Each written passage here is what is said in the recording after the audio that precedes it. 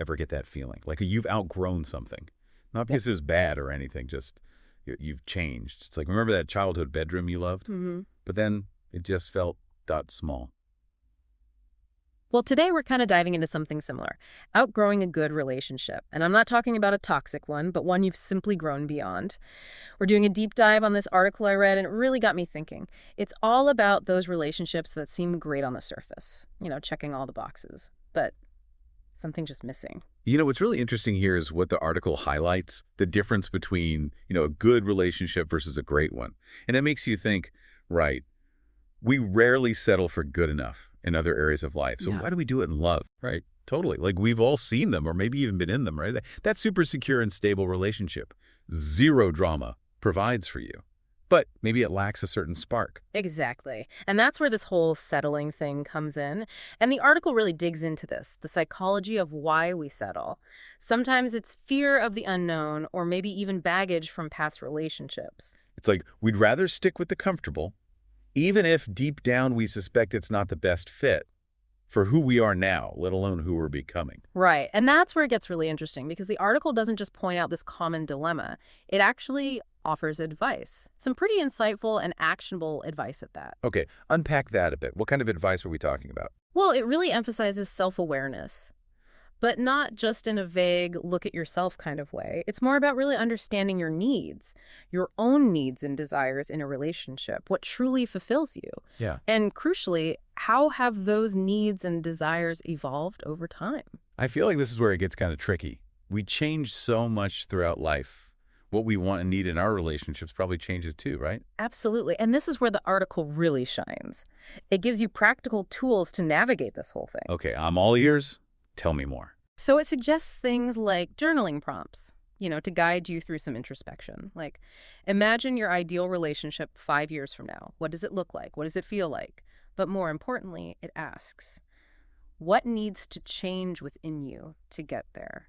It's not about pointing fingers at your partner, but taking ownership of your own growth. I love that. It's like taking stock of your own personal evolution and figuring out, hey, are we even headed in the same direction? Because you could be on perfectly lovely paths, but if they're diverging, well, then it becomes about something much bigger than just the relationship. Precisely. And to be clear, this isn't about giving ultimatums or expecting your partner to change who they are. It's about recognizing that sometimes outgrowing a good relationship isn't about something being wrong. It's about acknowledging that your personal growth might lead you on different paths. And that's okay. It really is like ships in the night. Sometimes relationships are just like that, passing each other, going in different directions. Still beautiful in their own way, but Exactly. And the article talks about that, how tough that realization can be. It's one thing to recognize you've outgrown the relationship, but then comes the really hard part, right? What do you actually do about it? yeah, because it's not always a clean break, is it? It's not like you wake up one morning and bam, it's Yeah. over. It can be this gradual thing, this slow burn of, is this it? And then comes all the other stuff, the guilt, the doubt, all those what ifs. Absolutely. And that's where the article's advice about communication really comes in. It emphasizes open and honest conversations with your partner, of course, but not about placing blame or making demands. It's more about expressing your needs and seeing if there's a shared vision for the future. Okay, so let's say you've done the self-reflection thing. You've journaled all your thoughts and feelings. You've gotten clear on what you want. Then you have that honest conversation with your partner.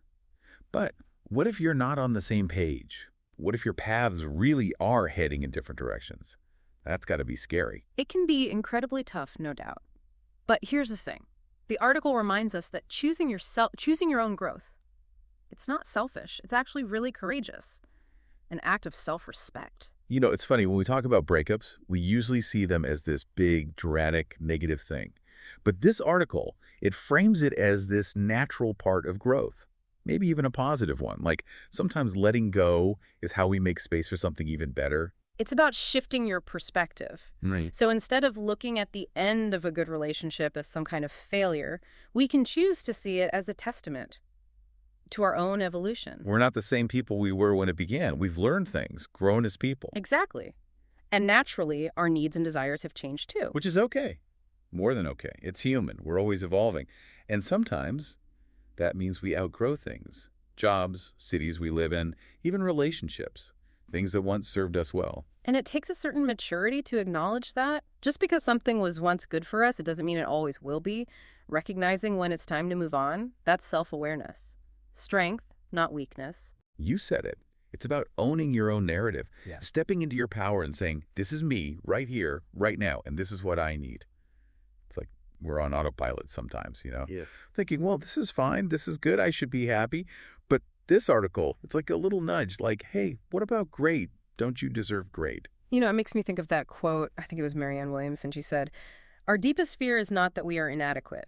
Our deepest fear is that we are powerful beyond measure." Oh, too. And sometimes choosing ourselves, even when it's hard, that's how we step into that power. Ooh, chills.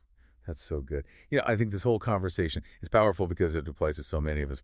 We've all had those moments, right, where we can feel a change within ourselves, Yeah. but we're scared, afraid of what letting go might actually mean. Absolutely. And what I love about this article is that it doesn't sugarcoat things. It acknowledges that walking away from a good relationship, even one that's no longer serving you, it can be painful.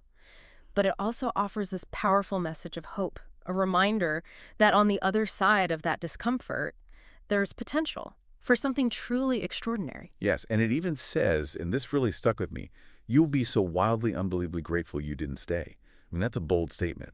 But I feel like it really speaks to the transformative power of choosing yourself, even when it feels scary. It is a bold statement, and I think it's important to say that there's no one-size-fits-all answer, right? Every relationship is different. What's right for one person, it might not be right for another. But what this article does so well, it gives us a framework, a way to navigate these complicated emotions, to ask ourselves those tough questions, and to trust our own intuition, our own inner guide. It's like you said before, it's about shifting our perspective. Instead of seeing the end of a good relationship as a failure, we can choose to see it as a stepping stone, Yeah. a catalyst for growth, like a testament to our own evolution. Exactly. And sometimes the most loving thing we can do for ourselves and for our partners is to give the freedom to grow, even if it means growing in different directions. So if you're listening to this right now and you're wrestling with this very dilemma, just remember, you are not alone.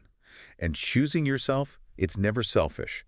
It's courageous, it's self-respect, it's a deep love for your own unique journey. And as we wrap up our deep dive today, here's something I want you to think about. If you could design your ideal relationship, say 5 years from now, what would need to change within you to get there?